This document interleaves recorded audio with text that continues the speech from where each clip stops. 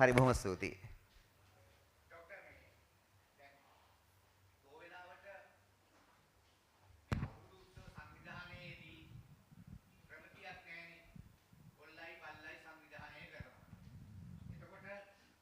විශාල ගැටලුවක් වෙනවා. දැන් ඔය මැරතන් තරඟ කරනකොට දුර ප්‍රමාණය එහෙම නැත්නම් වෛද්‍ය සාධකයක් මත මැරතන් තරගයට සුදුසුද නැද්ද කියන එක ප්‍රමිතියක් නැහැ. ඔය මැරතන් තරගවලදී බොහෝ වෙලාවට මේ කියන්නේ ඒ මැරතන් තරඟ අවස්ථාවවලදීම මරුමුවටපත් වුණු අවස්ථා තියෙනවා. ඒ වගේම ડોක්ටර් තව ඔය මැරතන් තරඟ පොදු ප්‍රජාවට හානිකර තත්වයකුත් තියෙනවා. ඒ කියන්නේ වාහන ගමනාගමනයේට තියෙන අවකාශය අවම වෙනවා. වාහන තදබද ඇති වෙනවා. අන්න ඒ වගේ ගැටලු තියෙනවා. ඉතින් මේවට මේ කිසියම් ප්‍රමිතියක් ඇති කරන වැඩපිළිවෙලක් නැද්ද? ඇත්තටම මේකට තමයි මේ මාර්ගෝපදේශක ඔබ කිව්වොත් ඒ සමස්තයට උත්තරයක් තියෙනවා. මේක සංවිධායකවරුන්ට දෙන්න කියලා කියන්නේත් ඒකයි. මේක ඇතුලේ සම්බන්ධයෙන් කතා කරනවා කොච්චර දුරක්ද කොහොමද මේගොල්ලන් වෛද්‍ය පරීක්ෂණයට ලක් වෙලා මේක මාර්ගෝපදේශයක් නීතිමාලාවක් නෙමෙයි යම් ප්‍රමාණයකට ගයිඩ්ලයින් එකක්. ඒකට ඒක අනුගමනය කරොත් අපිට මේකට සහභාගී වෙන අයට යම්කිසි ඒගොල්ලන්ගේ සෞඛ්‍ය තත්ත්වය පිළිබඳ මැන බැලීමක් ඒගොල්ලන්ගේ ෆිට්නස් එක ටෙස්ට් කරලා ඒ මොහොතේ තියෙන දේවල් බලලා අපිට පාවිච්චි කරන්න පුළුවන්. අනිත් එක තමයි දැන් මේ දවස්වල අධික රස්නයක් තියෙනවා. ඉතින් ඒ හරහා සමහරවිට ගැටලු වෙන්න පුළුවන්. ඒ නිසා අපි සාමාන්‍ය යෝජනා කරන්නේ උදේ පාන්දර පටන් ගන්න කියන එක. ගොඩක් උදෙන් පටන් ගන්න කියන එක. ඒ නිසා මේ මාර්ගෝපදේශකේ බොහෝ දේවල් තියෙනවා ඒ තරඟ සංවිධායකවරුන්ට මේ ඔය ඔබතුමා කියන ගැටලු අවම කරගන්න. ඉතින් ඒක අනුගමනය කරොත් මම හිතන්නේ අපිට බැරි වෙන එකක් නැහැ. ඒකයි මේක ජනගත කරන්න කියලා කියන්නේ අපි හැමතිස්සෙම. දැන් මේ පවතින දේශගුණක තත්වයක් බලපාන්න පුළුවන් නේද? ඊටාම නරක විදියට. නෑ ඒක තමයි මම කිව්වේ. දැන් මේ දවස්වල දැන් ගොඩක් වෙලාවට ඒ වගේ මේ කය වෙහෙසලා මේ කරන ක්‍රීඩා උසව් තියෙන විශේෂයෙන් පාපෙදි තරඟ, ගමහරහා දිවීම, ඒ වගේම ඔරු පැදීමේ තරඟ ඒ වගේ කය වෙහෙසලා වැඩිපුර මහන්සියක් යොදවලා කරන දේවල් අපි සාමාන්‍යයෙන් කියන්නේ උදේ පාන්දර කියන්නේ මේක නම් තියෙන උදේ 8 කියලා. ඒ වුණාට ඒක කාලයත් එක්ක වෙනස් වෙන්න පුළුවන්. උදේ 7ටවත් පටන් ගන්න එක ඉක්මනට ඉවර කරන්න පුළුවන්. අනිත් එක හයිඩ්‍රේෂන්.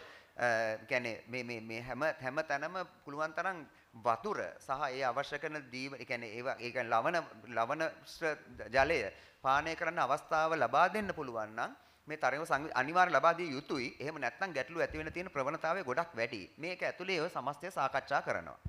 වෛද්‍යතුමනි මගේ මේ ප්‍රශ්නයක් තියෙනවා. අර අනතුරු සහිත ක්‍රීඩාවට ලිස්සන ගහ ඇතුළත් උනේ නැහැ. දැන් පුවක් ගස් හුඟක් හිඟයි. මේ කොහෙන් හරි පුවක් ගහ ගෙනල්ලා හිටවනවා. ඇතුලේ පුස්සේම බැඳලා පුවක් ගස් ලිස්සන ගහ කඩා වැටිච්ච හුඟක් අවුදුසව තියෙනවා. ඉතින් ඒකත් අර අනතුරු සහිත ක්‍රීඩාවකට මේ ලිස්සන ගහ නැගීමත් ඇතුළත් කරනවද? ලිස්සන ගහ තියෙනවා. ඇතුළත් ගහලා තියෙනවා. හොඳයි. තියෙනවා. හරි බොහොම ස්තුතියි.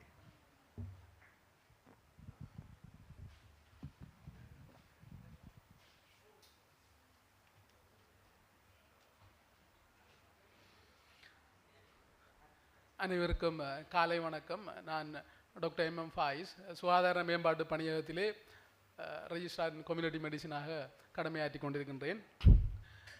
இன்று எதிர்வரும் தமிழ் சிங்கள சித்திரை புத்தாண்டு காலத்தில் எவ்வாறு தொற்றா நோய்களை பராமரித்துக் கொள்வது மற்றும் எவ்வாறு வீதி விபத்துக்களை குறைத்து கொள்வது என்பது தொடர்பாக விரிவாக கலந்துரையாடப்பட்டது.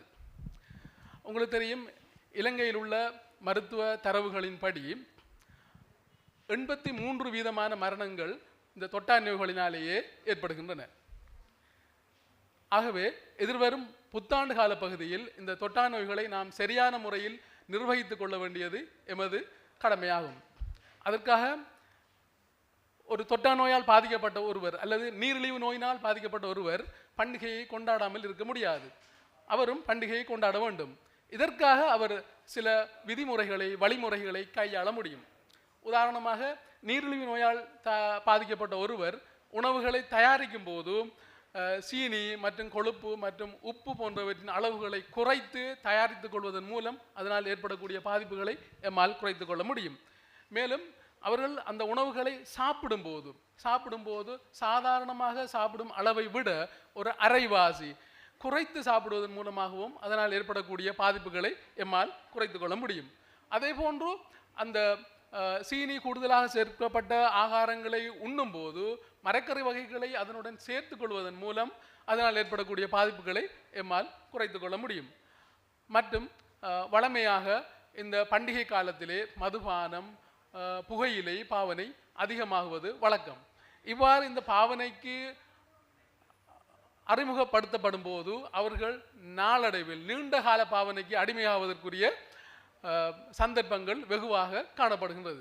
இதன் மூலம் இந்த மதுபானம், புகையிலை பாவனை ஊடாக அதிகப்படியான புற்றுநோய்கள் மற்றும் தொற்றா நோய்கள் ஏற்படுவதற்குரிய வாய்ப்புகள் அதிகரித்து காணப்படுகின்றன.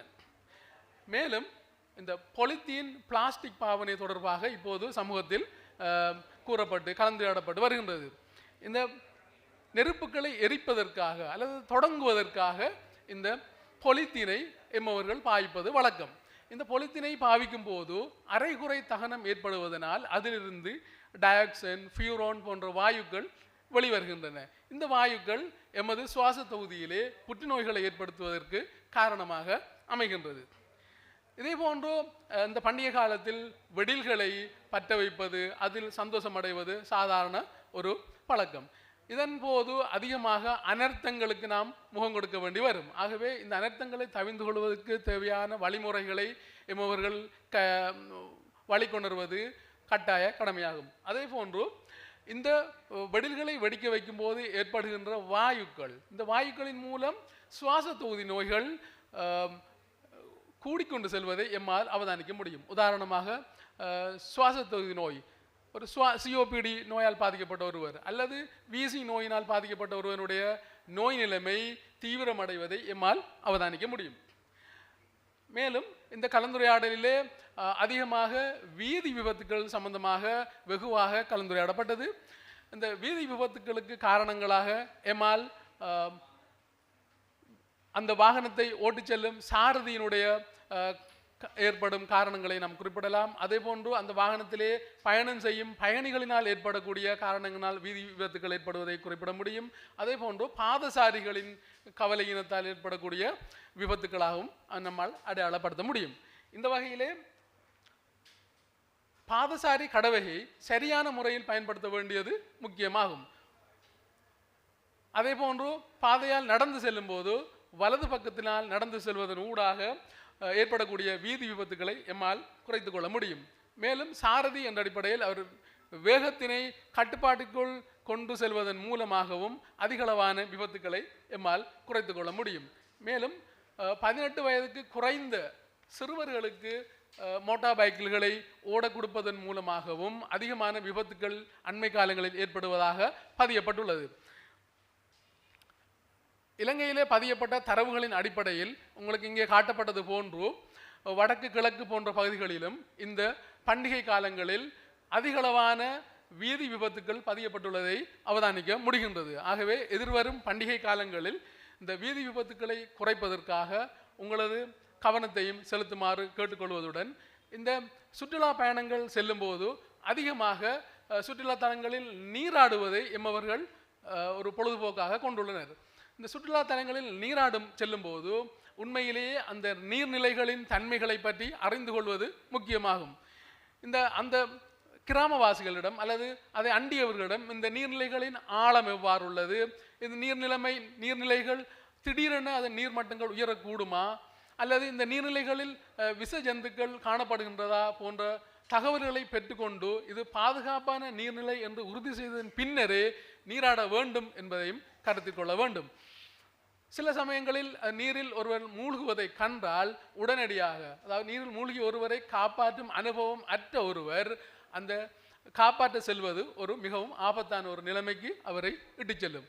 ஆகவே அவ்வாறான சந்தர்ப்பங்களில் அவ்வாறான அனுபவம் இல்லாதவர்கள் அந்த நீர்நிலைகள் குதிப்பதை தவிர்த்து வேறு முறைகளில் அவர்களை காப்பாற்றுவதற்குரிய நடவடிக்கைகளை மேற்கொள்ளுமாறு கேட்டுக்கொள்வதுடன், இதுபோன்ற இன்று கலந்துரையாடப்பட்ட விடயங்களை கவனத்தில் எடுத்துக்கொண்டு எதிர்வரும் தமிழ் சிங்கள சித்திரை புத்தாண்டு காலத்தில் எமது தொற்றா நோய்களை கட்டுப்பாட்டுக்குள் பராமரிப்பதுடன் இந்த விபத்துக்களையும் குறைத்து கொண்டாடுவோம் என கூறி இந்த சந்தர்ப்பத்துக்கு விடைபெறுகின்றேன். நன்றி.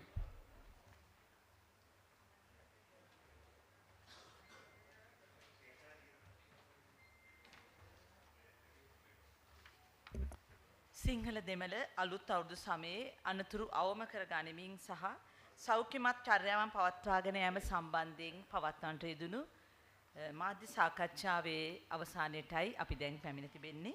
අද මාධ්‍ය සාකච්ඡාව ඉතාමත්ම සාර්ථකව ඉටු කර ගැනීම සඳහා අපි සෞඛ්‍ය ප්‍රවර්ධන කාර්යාංශය හා එක්වුණු සෞඛ්‍ය අමාත්‍යාංශයේ බෝ නොවන රෝග ඒකකයේ සහ ජාතික පිළිකා මර්ධන ඒකකයේ අධ්‍යක්ෂකතුමා ඇතුළු සියලුම සම්පත්දායකින්ටත් ඒ වගේම අප හා එක්වුණු ශ්‍රී ලංකා පොලිසියේ නියෝජ්‍ය පොලිස්පතිතුමාටත් ඒ වගේම අප හා එක්වුණු මනිල්ක සුමනතිලක විශේෂඥ වෛද්‍යතුමාටත් මාධ්‍යවේදීන් ඔබ සියලු දෙනාටත් YouTube නාලිකාව හරහා එහා එක්වෙන සියලුම මාධ්‍යවේදීන්ටත් සෞඛ්‍ය ප්‍රවර්ධන කාර්යාංශයේ අධ්‍යක්ෂකතුමා වෙනුවෙන් මම ඉතාමත්ම ස්තුතිවන්ත වෙනවා.